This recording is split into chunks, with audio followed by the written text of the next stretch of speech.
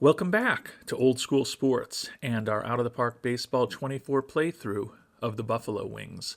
Although, if you're looking closely, you can see that we are now officially unemployed. We have resigned as general manager of the Buffalo Wings after a excellent run. 23 seasons in the majors with Buffalo, 21 consecutive playoff appearances, 7 championships, and 127 win season last time out. So we decided to go out on top. We've made it to the start of free agency. We have resigned. We think we're leaving the Wings in a pretty good position. Top 10 budget, top 10 player payroll, above average market size, extreme fan loyalty, and fan interest that is off the charts. They've got about $6 million to spend, and they are largely returning the team that won 127 games last year if they want to. Basically, the only guys who aren't on the roster right now are a couple of relievers who we feel we can backfill from our farm system, as well as a left fielder slash first baseman, Jamari Habersham, who had a below average offensive season for us. And we believe we can more than backfill with another one of our prospects, David Sandoval. We've left the team with a $15 million scouting budget, well above the baseline, $25 million in player development, well above the baseline. And we've got outs from multiple contracts next year, most notably $36 million from Nehemiah Vidale, and then options to also move on from Velasco and Auclair. Potential to decline arbitration on Bobby Huntington, the catcher, which is what I will do, or I would have done. So there are plenty of levers for them to largely keep this team intact and to keep investing at a pretty good level in scouting and player development, and to hopefully keep this run going for several more years. But it is officially out of my control now, so we're going to sim through the off season, see what the roster looks like at the beginning of the 2049 season, and then find out how that first year in Buffalo Wings history, without the steady hand of Old School Sports as general manager, looks like.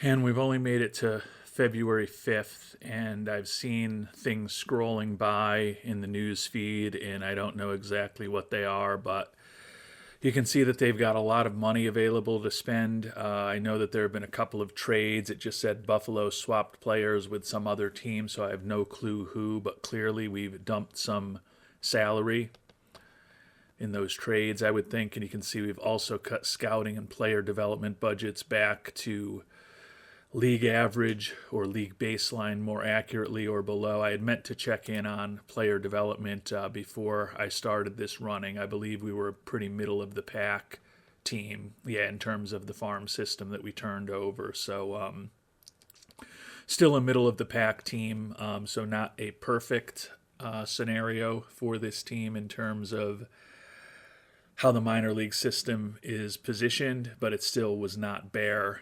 We still do have the 3 top 100 prospects, all pitchers. But I've got to take a look at this transaction log because I have a feeling they're going to have broken my heart with a move that they made. Oh, you've got to be kidding me. Apparently when you flip over to the new year, or maybe because you're not playing as a team, all the transactions are lost. And I know it was in November, right when we started, that they made the trade. Looks like they have picked up a couple of international amateur free agents, nobody exciting or exceptional looking based on the amount that they paid.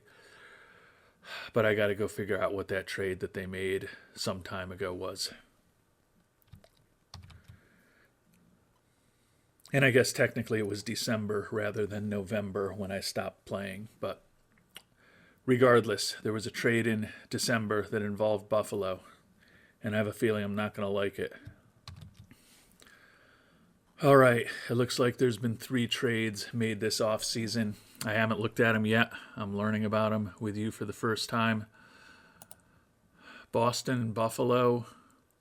All right, this one, nothing major. Minor league catcher Kurt Kelsey had a chance to be our backup going forward, would certainly have made it a little easier to move on from our starting catcher next year when he's due a big arbitration number, and got a reliever, Alvaro Moreno.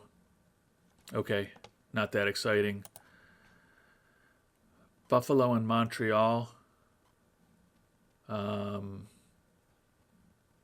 We're sending, or Buffalo is sending, since it's not really me anymore, Ramiro Elenez for Dougie Akimi and David Salgado, so that's not a big one. And we did send shortstop Juan Palomo away. All right, so that's kind of the big one. So they haven't totally messed with the team, but I did kind of like having Palomo on it. He was a pretty cost-effective utility infielder who could start at shortstop for us, and that was important because the 2 other potential shortstops on the team, Fuchs and Weisenbach, while they're very good defensively, borderline great defensively, they are the opposite of that with the bat. So Palomo gave us an opportunity to have a middle infielder and potentially a shortstop who could hit a little bit, but the new regime has decided that they did not want him on the team either. So it's not as significant as I had thought, quite honestly, when I saw all this money available. Really, I guess that money is driven mostly by them just ripping the scouting and player development budgets down by $20 million or so combined. So we'll see what else they do over the next couple of months until the season gets started, and what the lineup and rotation look like when the 2049 season gets underway and Buffalo tries for a three-peat, something that I was unable to do as general manager. And we made it to the start of the 2049 season. Looks like a lot of parity in the American League. The simulation they ran, every team within 69 wins and 89 wins. So no horrible teams, but no great teams either. And we're still expected, or more accurately, the Buffalo Wings still expected to be an excellent team. Expected to go 117-45 with the roster that we left them. Casares and Toledo both expected to have big offensive years, at least through this simulation. And Jim Lance expected to have a big year on the mound. So good to see all of those guys still on the team. The rotation, a couple of changes. Interesting. They definitely, wow. They've definitely moved on from some guys I expected to see. 2 new starters this year. Lance, Vidale, and Black are still 1, 2, 3. They've made Lance the number 1 guy over Vidale. Alvaro Moreno picked him up in that trade with Boston, and he's going to be in the rotation. And then Solano Toselli, who had been a reliever for us for several years, but a lefty who could both start and relieve, signed him to a pretty economical contract years ago. Actually, no, we didn't do that with Toselli. I'm confusing him with another left-handed reliever, but Auclair back as the closer. Auclair is the closer now. McClintock demoted from closer to a setup role, so they're not going to be using stopper. Still have Aguirre, Palencia, and then the youngster Caleb Creveling in the bullpen. Palencia is who I was thinking of, who we had signed to a pretty long-term economical contract, who could also start, not Toselli. And then a lot of new relievers. Zaire Vassan, Mark Anthony Dye, and Yoshiteru Ishii, all new on the team. Lineup-wise, a new first base. Okay, I was going to say, did they get rid of Jim Reichert? But I guess they've moved Reichert back to the outfield. So the outfield is the 5 guys we thought. Shortstops who we thought once Palomo was gone. Still have Ferguson at third, Ramiro at second. Still have Huntington and Banks at catcher. But it looks like our first baseman is now Jesus Sagastume. He's got some power. Not going to likely hit for a grade average, and he'll strike out a decent amount. But he's got pop.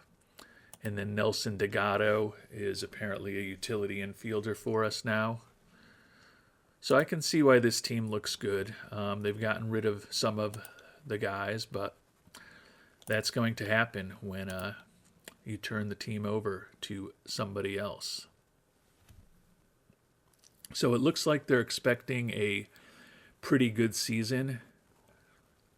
Definitely a different batting order than the one that we have had. Reichert batting second, Casares third, and Toledo fourth.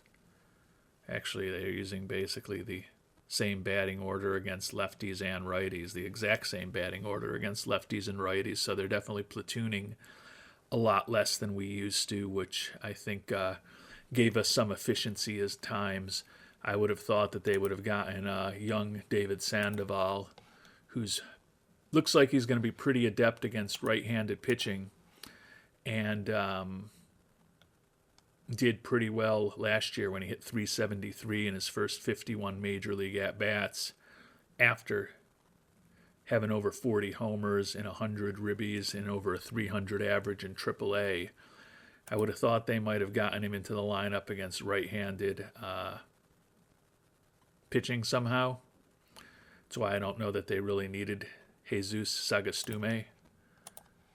Look at his ratings against right-handed pitching compared to what we have with Sandoval, and I would have thought that we might have just kept Mr. Reichert at first base and had Sandoval as our left fielder, and they moved Reichert, I guess, just into a pure DH role. But the team's still expected to do very well. Most of the core that we had last year is intact, so I probably shouldn't and can't complain too much about what they've done. Let's find out how the season goes.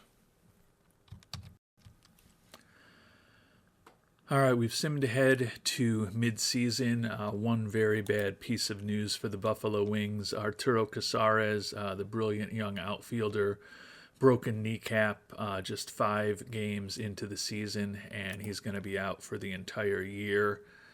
I guess with that 4-month recovery time, there's a chance maybe he'd be back to the playoffs, but ends up being a fractured season for him, literally and figuratively. Was pretty productive with a 144 WRC plus. The issue was that it was over only 17 at-bats. So that leaves a big hole in the Buffalo Wings lineup. Even without him, though, 56-32, 6 games up on the Marlins in the NL East, and that 56-32 record is a half game better than the Orioles for the best record in baseball. Reichert tied for second with 24 home runs, although with only 51 ribbies, it looks very unlikely that he's going to lead the league in runs batted in for a 4th consecutive season. Pitchers, Danny Black, 15 wins at the All-Star break. Kind of funny, 15-0 record. He ended up with 19 wins last year after having a brilliant first half of the year. So he was 1 win away from Buffalo having 4 20-game winners. So funny to see him 15-0 this year and likely to win 20. Floyd Auclair has taken over as the closer, but only 39 1/3 innings over the first half of the season, so not getting as much volume out of him as we used to when we used him in that stopper role. And taking a look at the all-star rosters in the National League, Nehemiah Vidale, 6-5 with a 2.84 ERA. Chris McClintock, who's moved from the closer role into a setup role, 3-3 with a 0.73 ERA. And then Floyd Auclair, who we've already talked about, are the 3 pitchers on the all-star team for Buffalo. Catcher Bobby Huntington, who, as I mentioned, I'd probably be moving on from after this year, having a monster offensive season, hitting .337 with 6 homers, so already more home runs than he had a year ago. Ramiro Medina at second base is an all-star once again. And then in the outfield, Jim Reichert does get his second all-star nod finally, despite the fact that he's led the league in ribbies 3 straight years. He was only an all-star in one of those seasons, so he's an all-star as well. So 6 all-stars for the Buffalo Wings. They've got the best record in baseball. Let's find out what they can do over the second half of the season. And we've made it to the end of the regular season now. Some bad news for Arturo Casares with that broken kneecap. He's had a delay and a setback, so certainly not going to be back for the playoffs. Just need to hope that it doesn't really have a significant impact on his career going forward, given that he was supposed to be an important part of the Buffalo Wings' future. Jim Lance also dealing with some injuries now as we get ready for the postseason. They put him on the IL. He's got 8 days left there, so probably will not be quite ready to come off for the playoff series, although recovery time is only 5 days, so it looks like he should be completely healthy by the time Buffalo is playing, because they did win the East at 106-55. I guess there's still today's games to play, but they will have home field advantage for as long as they are alive in the playoffs, which is a familiar position for the Buffalo Wings. Looking at the league leaders here, Danny Black is going to lead the league for the second time in his 4 years in the major league in wins, which is really nice, but he's going to miss out on 20 wins for a second consecutive year after having 15 wins in July both seasons. Kind of a crazy stat there. Eau Claire, his first year as the closer, 53 saves, but he still pitched about 60 or 70 innings fewer than he did in his peak years as the stopper. But I can't criticize too much, because the team is back in the playoffs and perhaps poised to complete a three-peat, which, as I noted, I was never able to do with these Buffalo Wings. And as I went back through one disappointing trade, a guy who I had on Buffalo's Mount Rushmore, weird trade for Buffalo to make in the middle of the season, especially with Casares, who's the best other center fielder on the team, out for the year. But they traded away veteran center fielder Ishmael Velasco, along with minor league second baseman and a minor league first baseman, for a 32-year-old reliever. I mean, he was good in Buffalo. He had a 1 ERA and 27 innings pitched. But you just traded away your starting center fielder, a franchise icon, and at least one decent prospect in Mike Gray for a setup guy. This was not how it was supposed to end for Ishmael Velasco in Buffalo. I thought it might be an end after this season, given that he did have that team option. I thought it was plausible that they would opt out of the team option and give the center field job to Casares then. But with Casares out for the year, trading away your starting center fielder to me seems an interesting decision. Starting center fielder now is someone I've never even heard of, Jim Samperi. Minor league free agent signing less than 2 months ago. And he hit .216 with 1 homer and 176 at-bats. He's similar defensively to Mr. Velasco, but I just don't understand why a win-now team going for a three-peat trades away a franchise icon and replaces him as their starting center fielder with a 32-year-old minor league free agent who's, at least in this small sample size in Buffalo, worse than replacement level. Good luck in the playoffs, Buffalo. I think you're going to need it.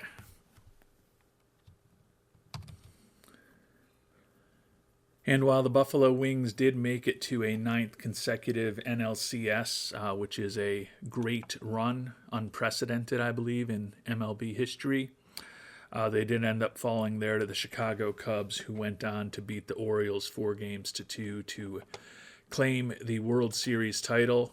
We'll take a quick look at some of the top performers on the Buffalo Wings. Looks like Jim Lance hit a nice year, 14-6, 272. Danny Black, 19-4, 308. Nehemiah Vidale, who I hope they declined the team option on, 12-8 with a 3.34 ERA. Joey Bills did end up back in the rotation at the end, which is where he would have been earlier if I had been running the team. Does look like Lance came back from that injury and then suffered a massive injury, a torn flexor tendon in his elbow in the playoffs. So he is going to miss all of next year. So that will clearly be a huge hit to the Buffalo Wings and a huge hit to Lance's career to miss a whole season, and at what age, 32, should still be his prime. Did go 1-0 in the postseason this year with a sub-1 ERA before he hurt himself. So he's 9-0 in his last 9 postseason decisions. But even if the Buffalo Wings make a 23rd consecutive playoff appearance next year, Lance will not be part of it. And who knows what he's going to look like on the other side of that serious injury. Only signed for 1 more year after that before he can potentially opt out. You would think that if he is a wreck physically, he may opt in. If he comes back in a year and he's strong, then he may see what the free agent market holds. Reichert, 37 homers and 98 ribbies, both team leading figures. Juan Toledo, 26 homers, 79 ribbies. Ramiro Medina, 20 homers, 15 steals, hit 256. Danny Ferguson led the team with a 276 average, hit 13 homers and 61 ribbies. Runs scored, you can see we ranked 4th. Runs against, as usual, ranked 1st, allowing just 487. So another excellent pitching season for Buffalo. 2.93 starter ERA, 2.34 bullpen ERA, but came up obviously a bit short in the quest to win it all. And now, as this offseason begins, it's going to be very interesting to see what they do. It looks like they've opted into Vidale's contract already. Or no, that's this year. So they've opted out of Vidale's contract for next year. So that will free up money. And the salary obligations next year are already $23 million less than this year after opting out of Vidale's contract. And it looks like they also declined the option on Floyd Auclair as well. That may prove to be a bit of a bolder move for them. But the roster is turning over, and I think it's probably going to be even more extreme this offseason, since they're going to have a full offseason to make changes to what I had put together. So we won't see Lance pitching at all next year, which is disappointing for a guy who still has a chance at a Hall of Fame career. And speaking of guys who have a chance at a Hall of Fame career, we're now just 1 season away from finding out whether franchise icon Dashawn Seifu and his running mate on our first 2 World Championship teams, Shamar Jenneret, will be first ballot Hall of Famers. So we're going to continue simming ahead through the 2050 season and beyond to find out the answer to that question before we finish up this episode. And we've simmed ahead to April before we get to what the Buffalo Wings roster looks like. Our former ace Alexis Barajas became a OOTP nomad his last couple years. It looks like he did retire in this offseason that was just completed. But after a brilliant career in Miami and Buffalo, he spent a year in AAA at the age of 39, and then he played in the independent leagues this past year, going 14-5 with a 5.31 ERA before officially hanging him up. 68.2 WAR over the course of his major league career.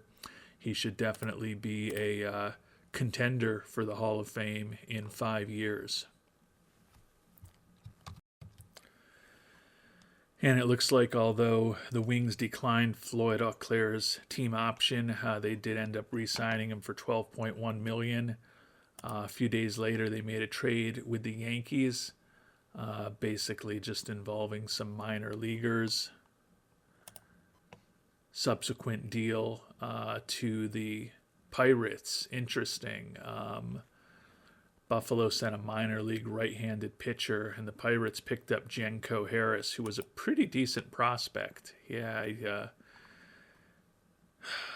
Wow.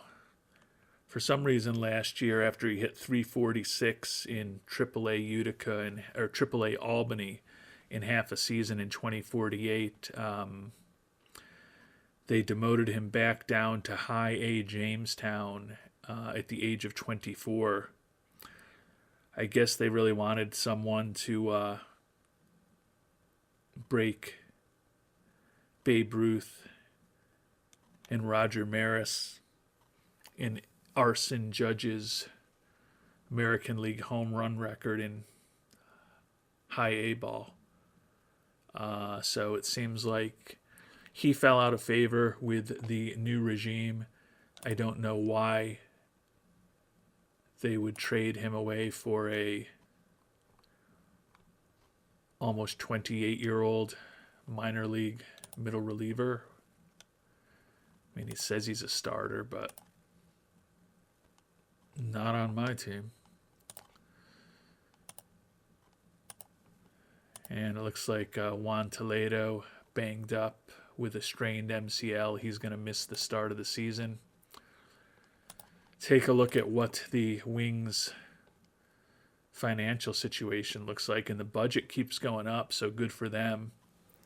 They're investing squat in scouting and player development now, which is a little depressing. And the farm system backing up a bit to 19th. Still have Leamy, Creveling, and Drake as the top 3 prospects and the only top 100 prospects in the system. Looking at the pitching staff, Danny Black, Alvaro Moreno, Ji Young Pai, Solano Toselli, and Ron Whitmer are going to be the rotation. So we had a ton of stability in the rotation over the years, and it appears that that's gone.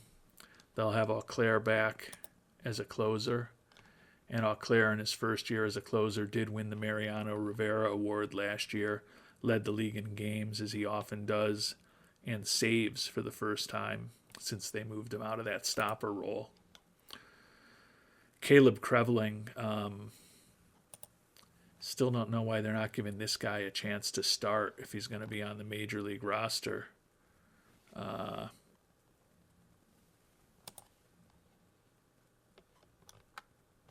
But I'm not in charge anymore, as I like to remind myself.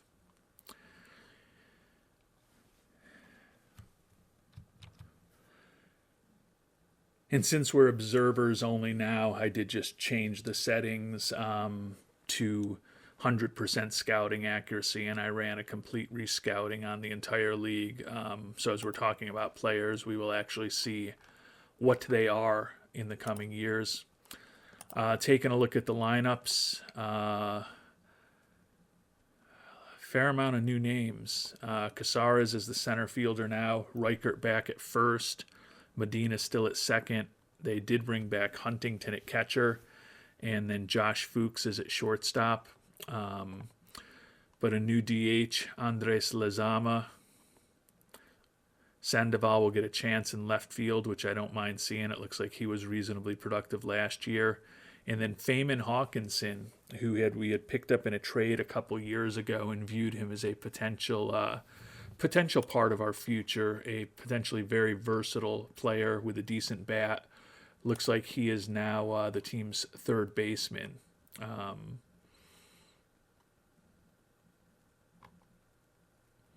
So they're making some changes. We'll see how they do in this 2050 season. And before we check in on how the Major League Buffalo Wings did in this 2050 season, got some good news and some bad news. The good news is that former number 1 first-round pick Ron Sedano, a potential two-way player, was just named the best pitcher in his league, which is great. The issue is that he's 22 years old and he just spent his 4th consecutive season in rookie ball. So he hasn't not really progressed at all compared to what we hoped when we picked him up. And it looks like his control is just not going to develop the way that we had hoped, at least thus far. Ratings-wise, still looks like he could be a borderline useful offensive player. And he does have that interesting range to potentially play somewhere in the infield.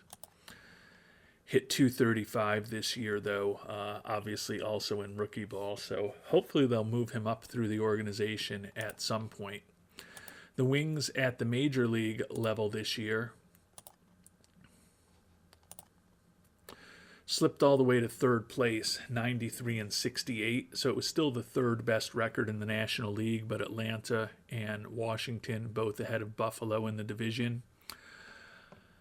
Big year from Arturo Casares, led the league with 127 runs batted in and also led the league in batter WAR at 6.8. So having him take over in center field with the season that he just put up coming back from that broken kneecap, 293 average, 47 doubles, 9 triples, 39 homers, over 100 runs scored, 127 ribbies, leading the league in WAR with a 147 WRC plus.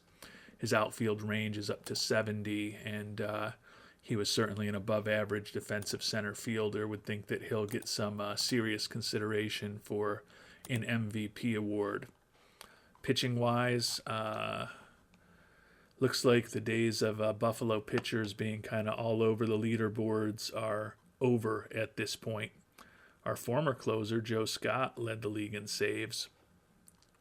Take a quick look at the team statistics for Buffalo this year and rank third in the National League in runs scored. And we're still first in runs allowed, so the pitching staff continues to do well, although individual superlatives look like they may have been in a little shorter order this year. Taking a look at the pitching, Danny Black 16-6, Solano Toselli 8-8, Moreno 114, Pye 111, and Whitmer 113. So a good solid pitching staff. Auclair in that closer role, the ERA ballooned to almost 5, and Auclair looks just as good as ever. 339 BABIP. His BABIPs have been pretty brutal these last couple of years. His ERAs have climbed to 268 and then 4.91. Verl Wilson and Luis Palencia with strong seasons. Creveling did pitch 98 innings, so at least they're using him a little bit. Cole's back up after it looks like they had him in Albany last year. And then R.E. Caper still useful for some of the more familiar names. Take a look at the batting stats and player WAR, and Casares with that 6.8 WAR, Newberry 18 homers, 76 ribbies. Looks like Danny Ferguson still was on the team, and he basically ended up looks like he did end up becoming the third baseman once again, which is where he's been. I wonder what happened to that other guy, but Ferguson 297 average, 3.9 WAR on the season. Reichert, 33 homers, 107 ribbies. Toledo, 30 homers, 95 ribbies. Medina, 14-66.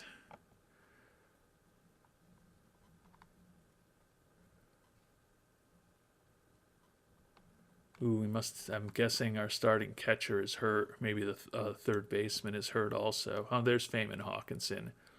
Ooh, yeah, he was up at the start of the season, but they sent him down to Albany, so interesting. Take a look at the injured list. Jim Lance still recovering from that potential career-altering elbow injury, and Bobby Huntington only out for 2 more days with a foot contusion, so he'll be back for the playoffs.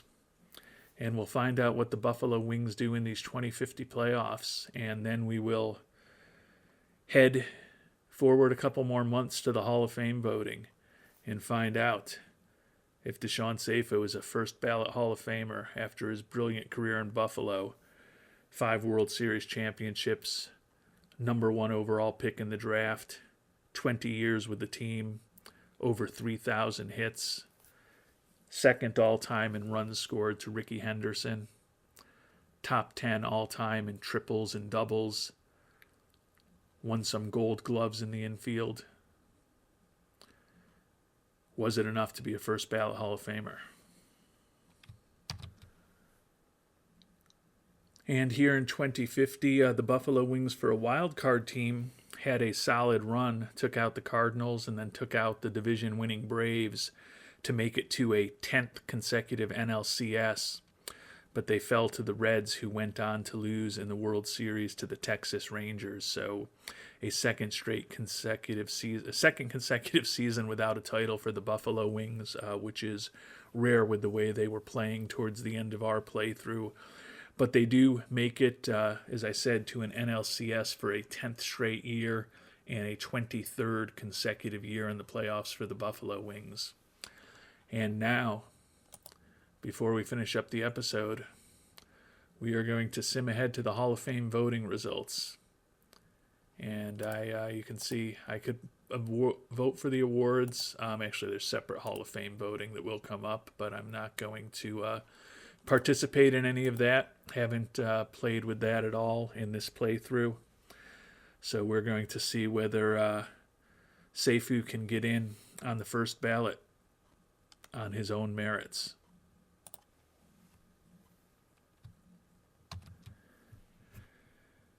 And before we get to the Hall of Fame voting results, in a shocking piece of news, Buffalo has traded the brilliant young pitcher Danny Black to the Texas Rangers, and the Wings are retaining part of his contract. Now, he was certainly getting expensive at $30.5 million after the first brilliant 5 years of his career, but an 86-26 record with a 2.98 career ERA,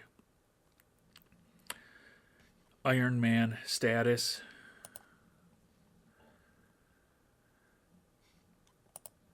extremely popular with the fans. Probably a guy I would have tried to keep around, particularly with Jim Lance coming back from an injury. And they got a good prospect for him, but 20-year-old left fielder Pat Webster, number 58 prospect in baseball for one of the top pitchers in baseball, who's still in his mid-20s. I know he was making a lot of money, but not a trade I would have made. But again, I am no longer in charge. But when I was in charge, we picked Dashawn Seifu first overall, and he had a brilliant career for us, and he does join the Hall of Fame as a first ballot Hall of Famer. Touched on some of his great numbers earlier, but he was in the majors for parts of 20 seasons, all with Buffalo. 3,229 career hits, over 700 doubles, almost 200 triples, over 1,300 steals, and he led the National League in stolen bases 15 consecutive years. 84 career WAR. Also at various times led the league in at-bats, runs, hits, doubles, and triples on multiple occasions. And he also won one batting title in 2035. As we talked about, he was on 5 of our World Series championship teams, the first 5 World Series championship teams 2 Gold Gloves, 4-time All-Star, 4-time Silver Slugger, and a 3-time Playoff Series MVP in his brilliant career. So Dashawn Seifu makes the Hall of Fame, and he's the only inductee this year. 98.5% of the voters went for Seifu, so it was never really in doubt. His teammate Shamar Jenneret, in his first year on the ballot, 61.8%, so I think there's a chance he may get in the future. We'll find out about that in future episodes. So the Buffalo Wings roster continues to turn over, but Seifu did end up being a first ballot Hall of Famer. Kind of embarrassing for Buffalo that we're here. They just traded away a $30 million pitcher. They've pulled their scouting and player development budgets down to nothing, and they still have no money available. Yeah, they signed Bobby Huntington, the catcher, to a massive deal. I don't think I would have done that. We'll see what Lance does after this year when he can opt out. He does look like he's healthy, still normal injury proneness. So it stinks that he missed a year in the middle of his career, in the middle of his prime, but it is what it is. They did sign Juan Toledo to a big extension, and certainly Casares is starting to make some money now, as is Reichert. So I guess they had to make a difficult decision. I probably would not have had Huntington around and would have kept Danny Black instead, especially with the fact that they're paying big bucks to the backup catcher as well. Not necessarily the best team planning here when you're going to be spending this year about $8 million on your backup catcher, and next year about $11 million on your backup catcher. I think I would have had Steve Banks as the starter going forward and would have kept Danny Black on the team. But as I've said many times through this episode, those decisions are no longer mine to make. And we'll find out in our next episode what happens over the next 5 years or so to the Buffalo Wings. Follow some of the players that we've gotten to know well over the courses of the remainders of their careers. I guess I should check in on one more thing before finishing the episode, but did our friend Arturo Casares end up winning the National League MVP award or not? And it looks like he probably did not.